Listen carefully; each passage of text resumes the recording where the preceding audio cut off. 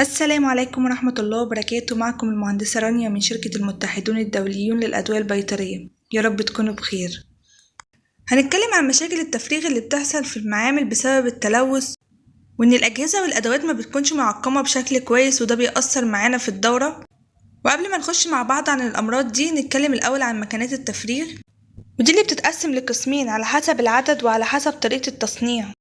زي المكانات ذات الهواء الساكن اللي بتكون فيها الأعداد صغيرة، وبتكون فيها عمليات فيها بتشتغل يدوي زي التقليب مثلا والرطوبة، ودي اللي بتستخدم في الأعداد الصغيرة. أقصى حاجة بتتحط فيها عدد 500. والنظام التاني بيكون ذات الهواء المندفع، ودي بتستخدم للأعداد الكبيرة من 5000 10,000، ودي طبعا بتكون المعامل الكبيرة. ومن الأسئلة اللي كانت بتجيلنا عن التفريغ، وهي ايه المقومات اللي المفروض ناخد بالنا منها عشان عملية الفأس تتم بشكل صحيح.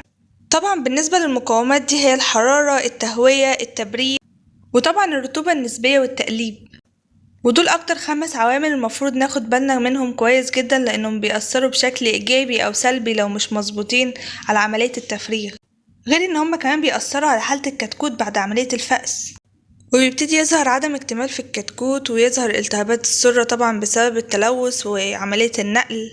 وده من الأمراض اللي بتكون بسبب عملية الفأس، غير كمان السالمونيلا، وكمان الإيكولاي اللي بيكون بسبب التلوث اللي بيحصل في المعامل، وكمان الأمراض الطفيلية، ودي بتأثر على حيوية الطائر.